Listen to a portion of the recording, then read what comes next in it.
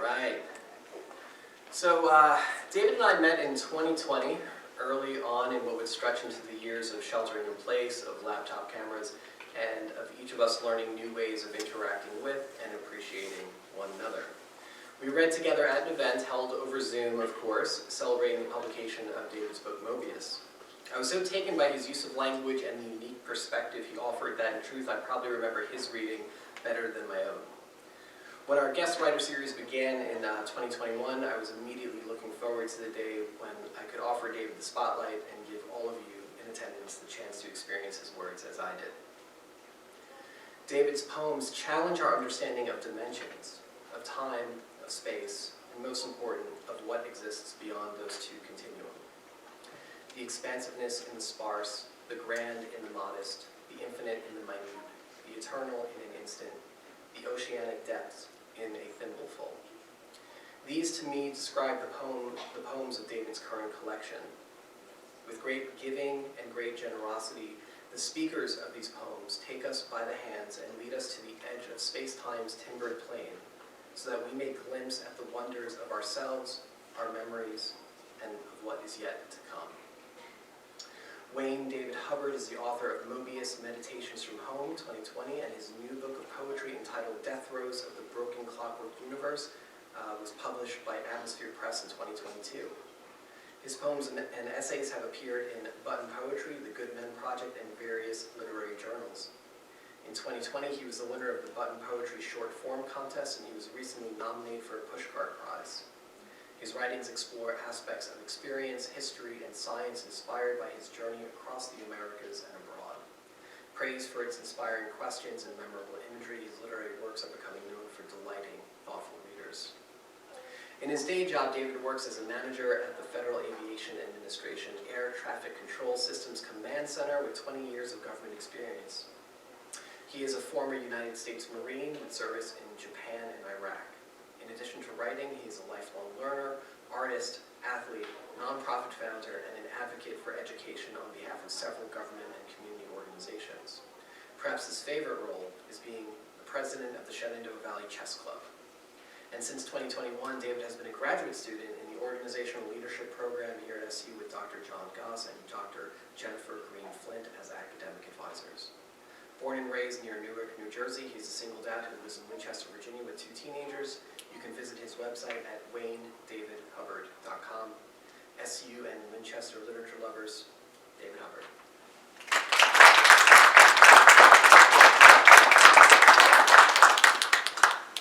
Thank you. Thank you very much, John, for the generous introduction. And good evening to all of you. Thank you very much for the opportunity to come and share poetry, words, and everything else in between. This is quite a delight, and I'm very grateful for the experience.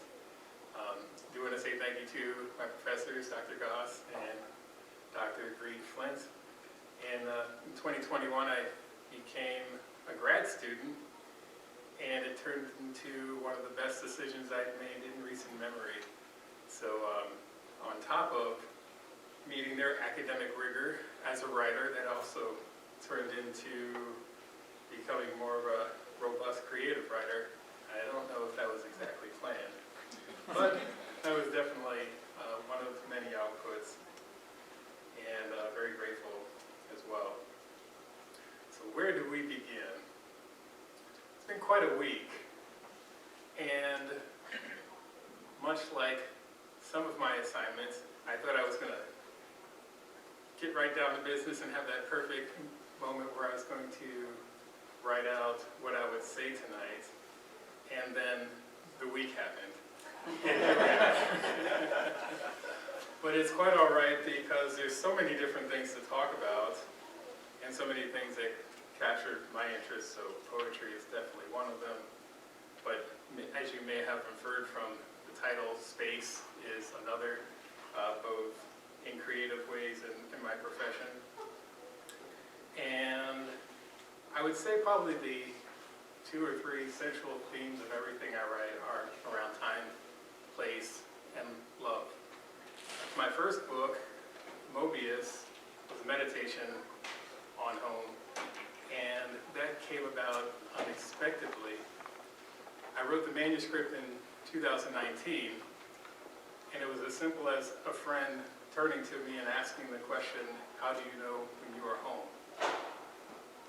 And me, who always tried to come up with the right answers in an instant, I stumbled and I said some cliche like, wherever I go, there I am, take that. And I was like, wait a second, that doesn't really, what does that mean? How do you know when you're home? So the summer of 2019, I went to my writing desk, I put paper down, and I wrote that question at the top of the page.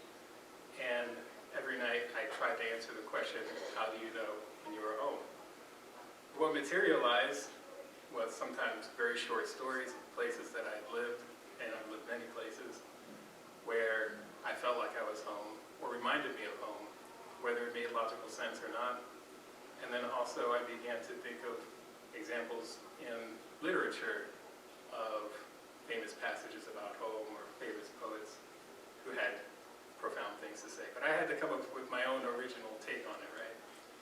And the manuscript went with many other things that I write, just kind of slid it over there and I forgot about it. Then in 2020, when the entire world was home, and I know we all have an amazing story as to where we were when we got the word that the world was coming to an end. I was on the border of Argentina, visiting my sister who lived in Paraguay, and there was about a 1-week delay between pandemonium in the United States and pandemonium in Argentina, and that's when I got the word that we need to get the heck out of here, otherwise I'd be staying there for quite some time. So, needless to say, when I did get back to the United States, barely, I had a lot of time to think about what it means to be home, and boom, here was this manuscript. A friend reached out and helped me self-publish, and it turned into a really great event, and that's how I met John. It wasn't exactly planned, but that's how it all came together. But what does it mean to be home? Definitely a discussion worth a day or more, or a lifetime. And one of the greatest experiences of that, as trying as the pandemic was hearing the stories that other people have. So I asked, what's home for you? And someone would say, I grew up in California, but Michigan is really where it's at. Like, I never really felt like I belonged, so on and so forth. Or someone would comment immediately, home is where my family is. Or home is where the people I call family, and so on and so forth. The range of stories and ideas is probably worthy of a project all in and of itself. Maybe that's something we could explore someday. But the very opposite of being grounded on planet Earth, wherever we call home, is these objects in space. And I think as we get into the reading, it would help if I read the preface of how this collection came about. And I'll read through some of my favorite poems, give some backstory as to how in the world they got there as poems. And I really look forward to the question and answer because there's quite a lot more to discuss. So I'll read the opening to this book, Throes of the Broken Clockwork Universe. This is my first poetry collection. For most of my life, I believed the purpose of life was to make sense of everything. Through poetry, I have learned that life is for living, and at times making meaning from its boundless experiences. These poems are portraits of where the poet has been. They cannot tell where the poet will go next. Such remains to be seen. A few poems in this collection are like brown dwarfs, objects in space existing as neither planets nor stars. They cannot become more, and yet they refuse to yield. In these pages, their finality is accepted, and they are released. All of these poems are survivors. The ones I carried, the ones that carried me. Presented herein are observations of memory and place intertwined with my favorite themes, time, change, and love. This is it.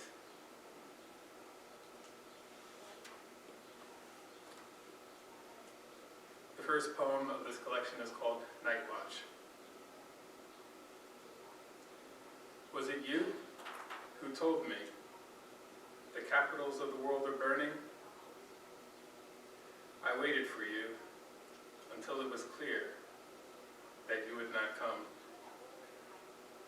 How bright was our pleasure, how quickly we faded. Yet in and in we were perpetual. The blindness of dawn, the road at our feet. Now that our assassins have fallen asleep.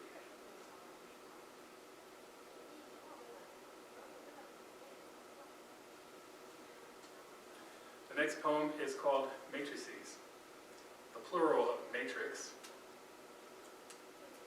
Fun fact, I was studying for a systems engineering fellowship at the University of Virginia, well, to go into the University of Virginia. And so I had a lot of time getting into linear algebra, something I hadn't touched in a long time, programming. And that is where the title came from. However, other elements within this poem were written over a series of years, and I'll read the poem once, maybe twice, and then I'll talk about how all of this somehow get compressed together into one work. Matrices. I dreamt you returned all of my letters.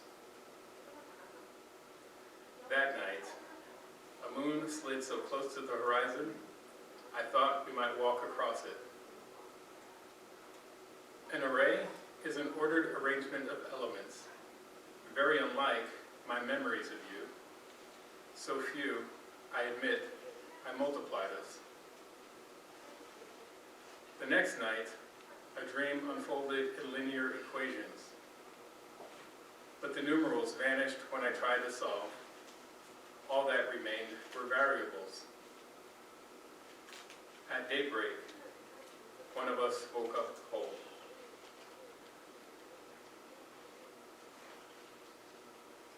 So clearly you can see the math and the influence there.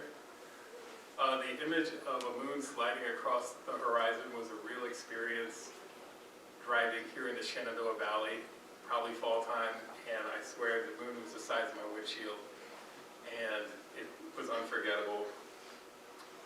The dream of trying to solve a math problem and the numerals vanishing was real, very real, and the variables too.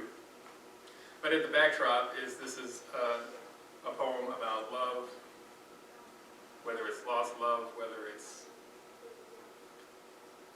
not connected, all of that comes together in this dream space. And the question as to who wakes up whole has yet to be answered.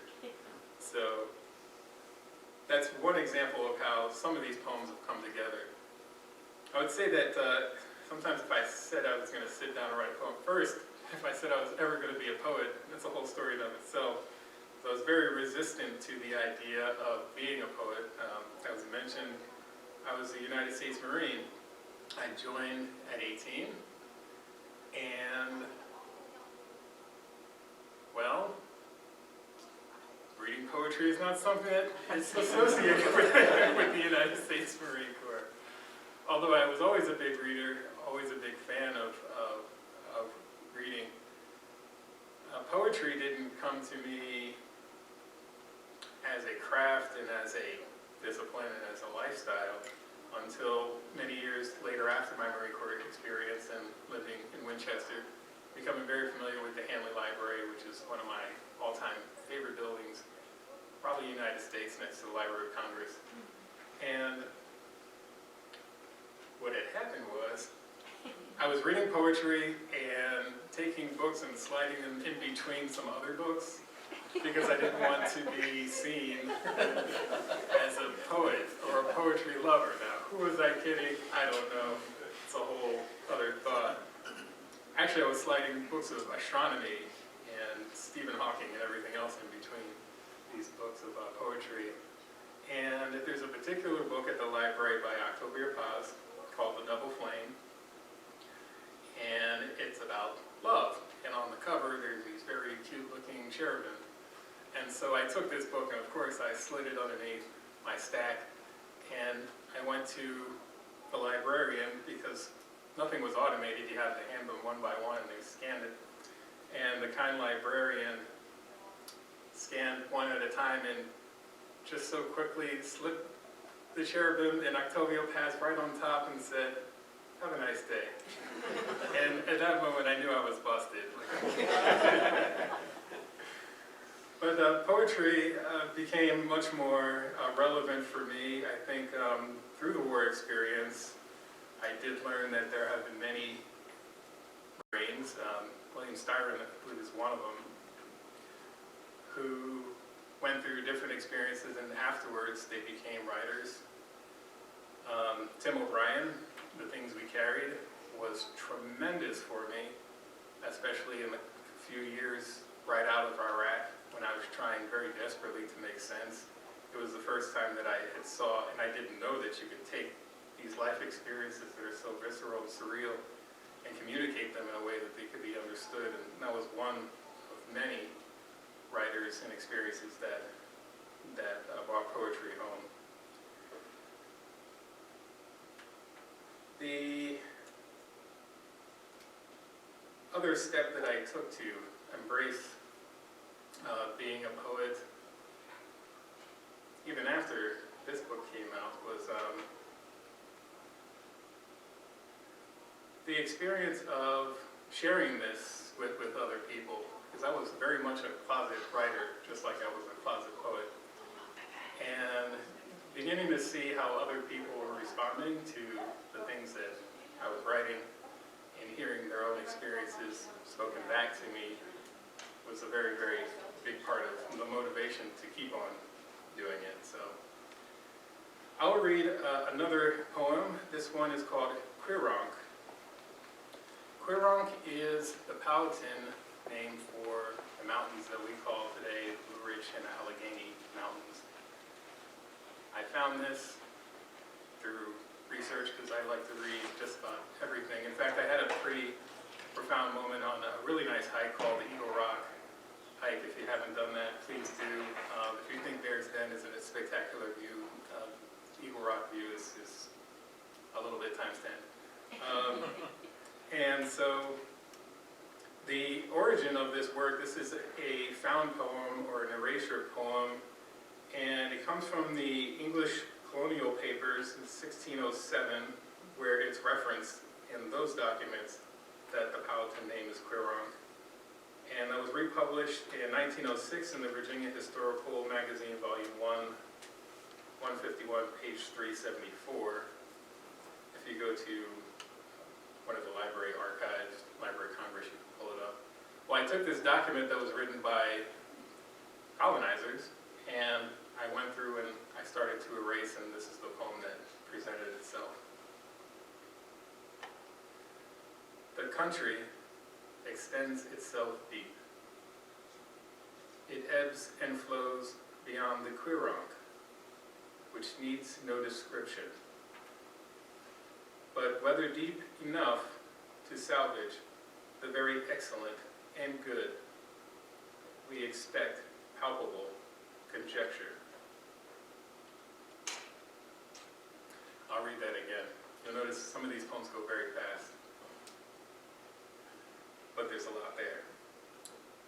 The country extends itself deep. It ebbs and flows beyond the Quirank, which needs no description. But whether deep enough to salvage the very excellent and good, we expect palpable conjecture.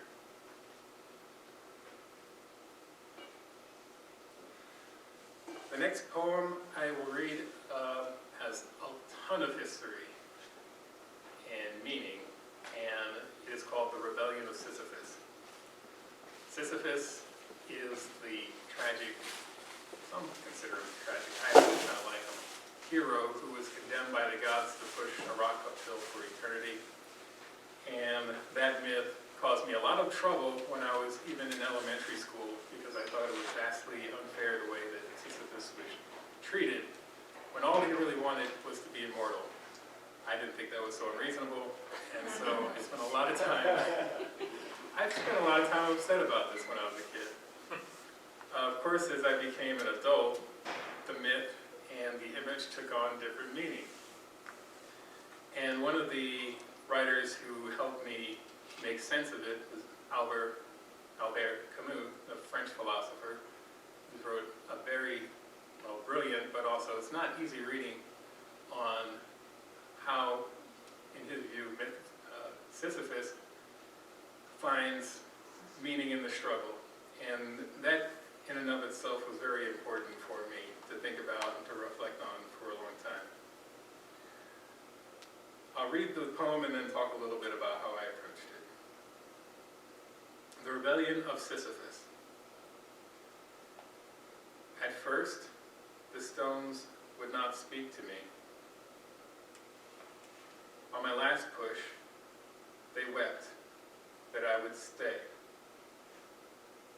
Only those who chain death can guess how I reached the other side.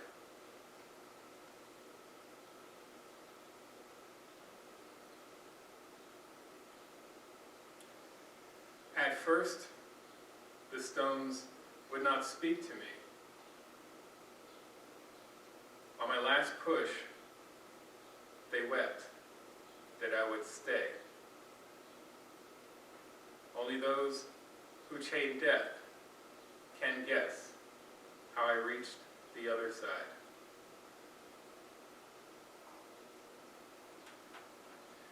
So to be most direct, a few times I'll give you the clues what I was really thinking. Camus wanted to imagine Sisyphus happy, and I wanted to imagine Sisyphus free. So that was an area that I'm still not ready to compromise. How that happens in the poems, we'll have to leave that to the mystery. But I like to always believe that Sisyphus, who was a trickster by nature, found a way.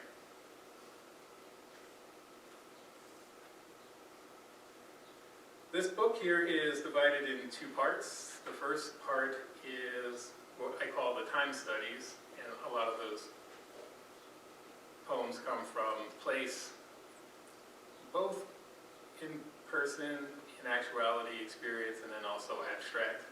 You notice that? I don't think I've gotten to many of the star poems yet, but the second half does touch the stars in its own way, and those are called the love studies.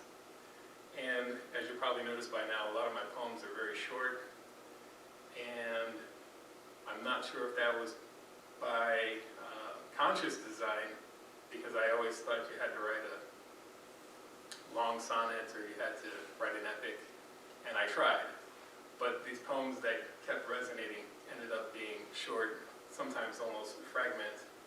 And it wasn't until after I had given this poem to the editor, this work to the editor, that I learned about these other poets out there who write in this lyrical style, and Carl Phillips is one of them.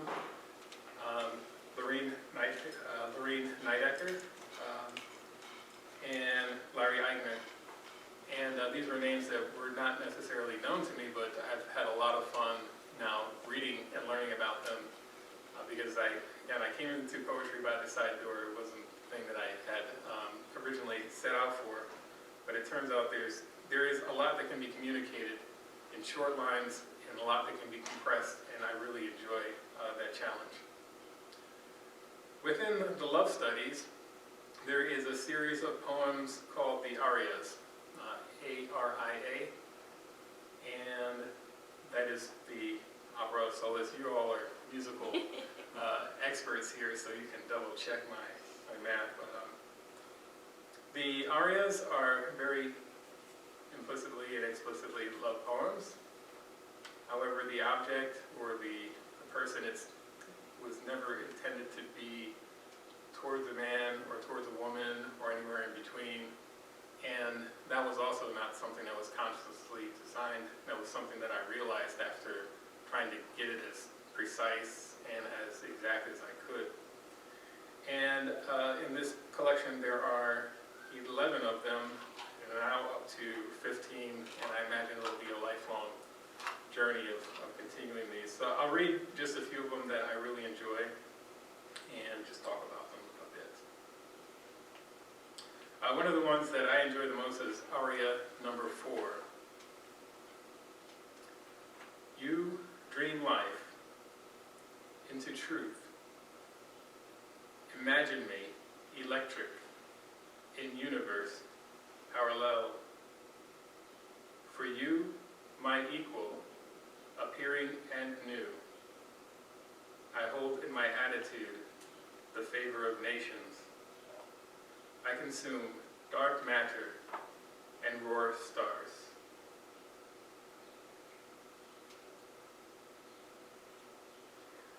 A few of the ghosts behind the scenes. One is definitely Walt Whitman, and in particular his Song of the Answer, which is one of my favorite poems from Leaves of Grass. The image of consuming dark matter and roaring stars came directly from reading way too much astrophysics and astronomy around the time that dark matter was starting to make its way into the public consciousness, that so much of what we can see is so infinitesimally little compared to what we now believe the universe and everything is composed of. And I could talk about this one aria for a lot longer, but there's more. Aria number 7 is the one that was nominated for the Pushcart Prize, and I'm very grateful for that honor. And we'll go right into it. Aria number 7. What need have we of new days? We, derelicts of now. What can tomorrow do for us? Bite this fruit. Embrace, no matter the cost. My name, as it leaves your lung, most sweet, bitter wound, this tongue.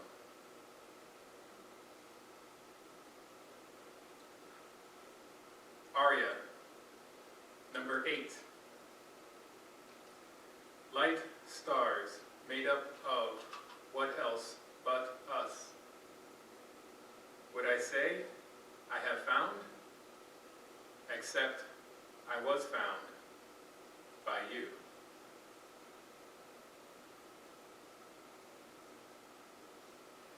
Aria, number 11. But if I say, I desire your freedom, have I not made a boundary of you? The answer to life is yes. And now, the questions. And it keeps going and going. I'll read a couple more. There's a lot more, but Love Poem for Sappho. Sappho is another favorite in this collection. This is the one that was the winner of the short form contest, Button Poetry. It was the second poem I've ever submitted in my life, and when I found out I won, I jumped up and down, and I ran around the room, and I screamed to my kids. They got it on video, and it was one of them. So maybe one day that'll equal it. It was a very happy day. But Sappho, oh my goodness. I love her. I always have. And yes, she is the real deal. One of the many phrases that she put forth into the world that has continued to this day is, I tell you, in another lifetime, someone will remember us. Yes, Yes. Yes. And that was precisely what I was thinking about at 3 a.m., wondering if I could say anything to Sappho, what would it be? And this is one of the rare times where a poem just came like lightning. And it came so fast, and it was so bizarre. I thought, this is crazy. No one can ever see this. I don't know what this means. And it sat there for maybe about 5, 6, 7 years until 2020 when we were home and lo and behold, it came out again. Definitely took on a lot different meaning in 2020, and I think you'll see it was one of the rare moments where the poem met the moment. At least that's what some would say. Love poem for Sappho. When they ask what it was like, we will say, we lived in a lighthouse with 19 million windows and danced for the sea without a face. The gods will never believe we fooled them into venerating us.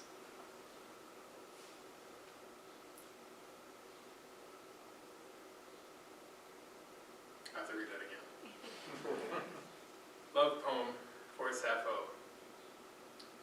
When they ask what it was like, we will say, we lived in a lighthouse with 19 million windows and danced for the sea without a face.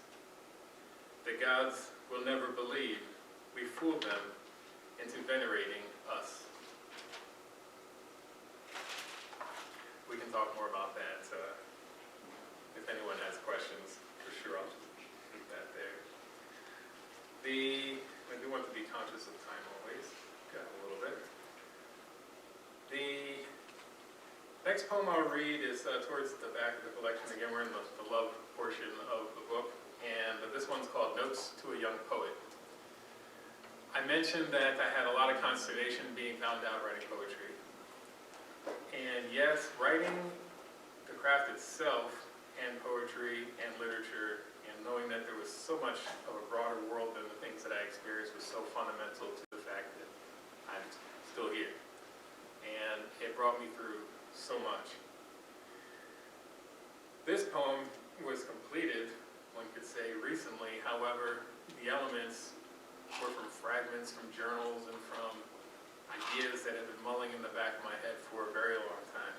And I came about it asking myself if I could look back to this young kid, whoever he was, sitting in the middle of Al-Anbar province with his marble notebook, jotting whatever there was to jot in the 120-degree heat, whoever I became afterwards. Like, what would I say to that person? And this is how the poem came together. It was kind of a message to my old self, or the self that we need to talk about what's old and what's new, because certain patterns repeat themselves, and I'm very much the same person as I was then, and vice versa, but you guys get the picture. The poem, Notes to a Young Poet. You are a kernel of an unrepeatable expression in the history of a world. Follow the dark star. Between being awake and dreaming you are awake, the diamonds are hidden. Love will break you up through that concrete, leave you askance, yet priceless. You are not fine wine. You are not brass, nor wood.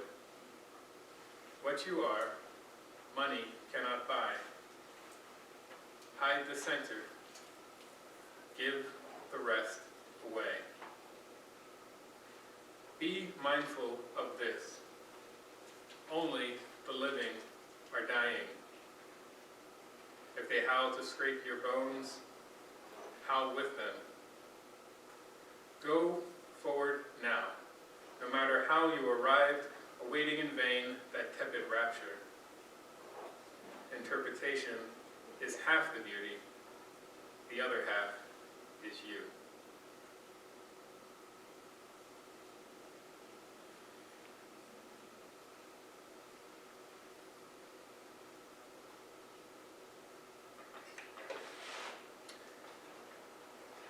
I scan through, there's more poems that I would love to read, but it would probably take another hour. There's one poem particularly, it's the one long poem in this book called Time Lapse.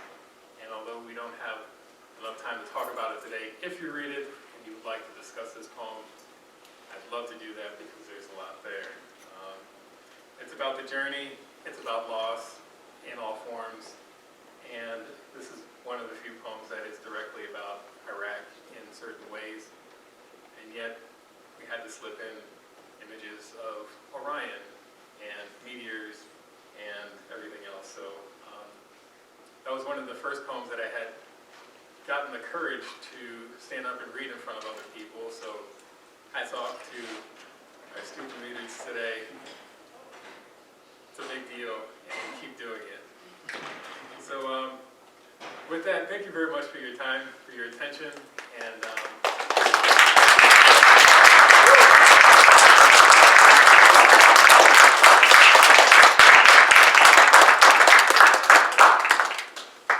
I think we have time for a few questions.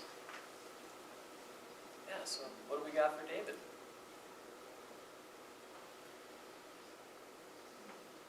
Give you all a second to think about that. Yeah. So I'm wondering, how do you know when a poem is done? excellent question. Well, in the poem, in the time lapse, the one I mentioned, I feel like I would still be editing and revising that to this day if I had the opportunity, because it went through countless revisions. However, generally for me, I reach a point where I feel like I have nothing more to add. And it's hard to gauge exactly where that is. For me, it's actually like a physical feeling where either I know I've done as much as I can, or I've gotten the image as clear as I can, and to do more would take away. So trial and error, definitely. And it's trusting that inner instinct is what I use to say it's done, and it's time to move on. Great question. As someone who's been so mobile throughout life, did you ever arrive at the answer of what home is to you, or how did writing that book contribute to that answer? Great question.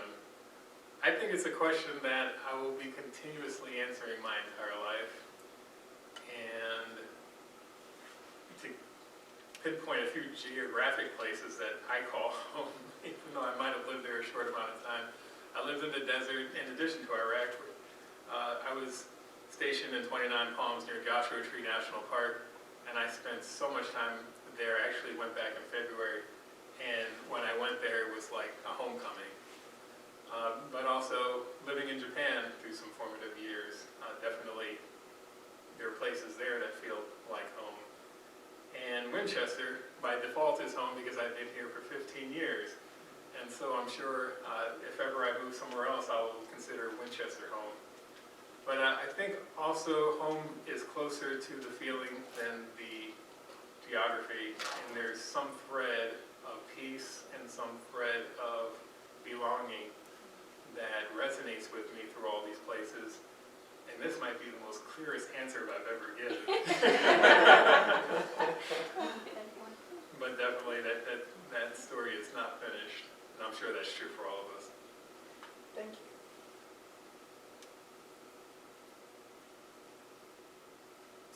In your poem, The Matrices, you connected individual moments into one cohesive poem. What was that process like? The process, well, the overall process is going over it again and again and again and again, probably ad nauseum for me. The arc of the poem, though, is definitely love. And so, whether consciously or unconsciously, the feeling I was going for or trying to capture through the poem was love and our proximity and distance to it. And so really, the math was kind of a maze to lead you through that, because I'll tell you, I'm going to write a poem about love. You're going to be like, yeah, right, I do. But if I tell you I'm going to write a poem about math and all in love on the other side. Well, that's the work of a writer. We don't tell them that we're doing that, right? We do it. But it's definitely very inexact science. I'm not sure if it's a science, it could be an art. But for me, that's the way I experience it. I experience math, science, art, all these different things in the same way.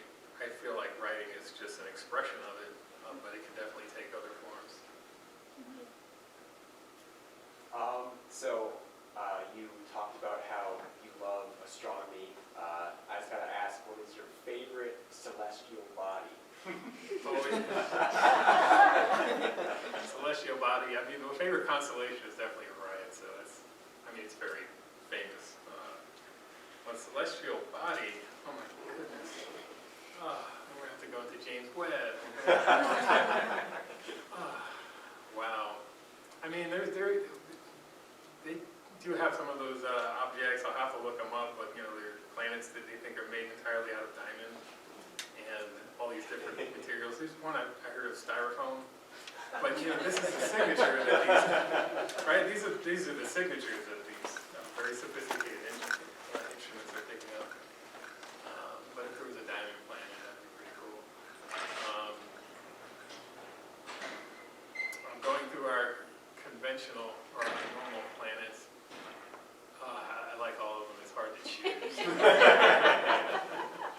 Maybe Saturn, Jupiter. Like, come on, that's kind of expected, right? These things are so. I mean, you can spend your entire life studying just one or just one facet of a planet, and you wouldn't get to all the answers. It's Pluto. They tried to downgrade it. Yeah. And upgraded itself again. Is Pluto back? Is it back? Pluto's back to being a planet, from what I understand. Oh, right.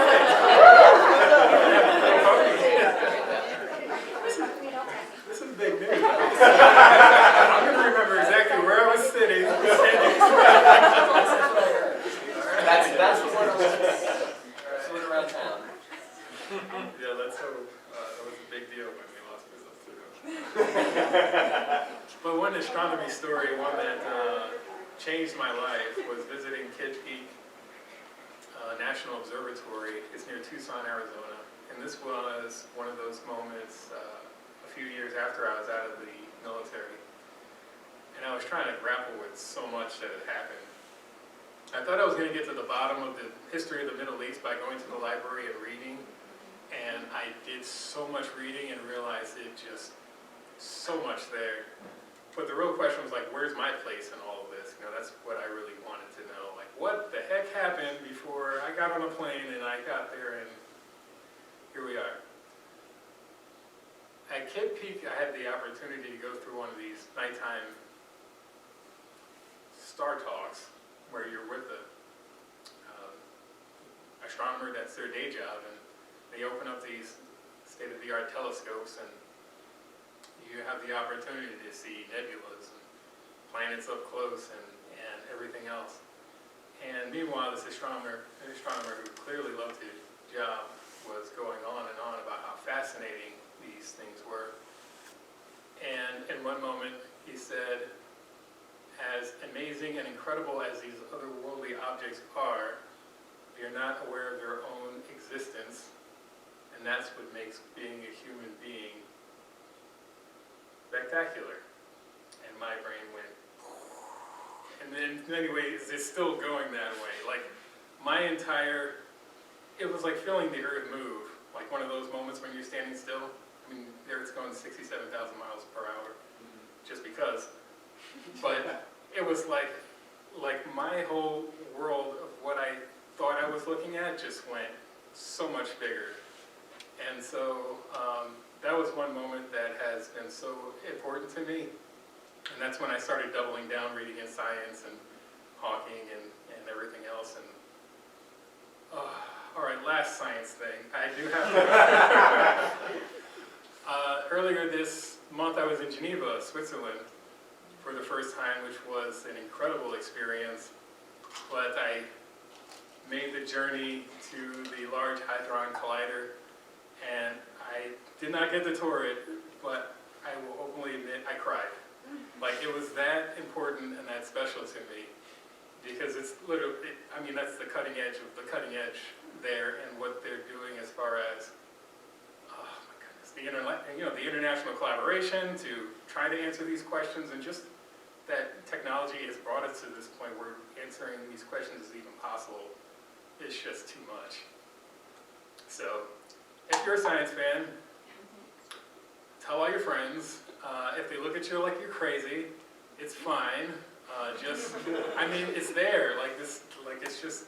This is it. This is what learning and discovery is all about. And so, I don't know. I felt vindicated. Just to be there and understand what was happening. I hope to go back and actually do the tour. Very popular, but they're building a big visitor center. So I think in a couple of years, it'll be a pretty neat experience. They did not pay me to say that. This is just my. So, any other questions? All right. Well, thank you all very much for your time.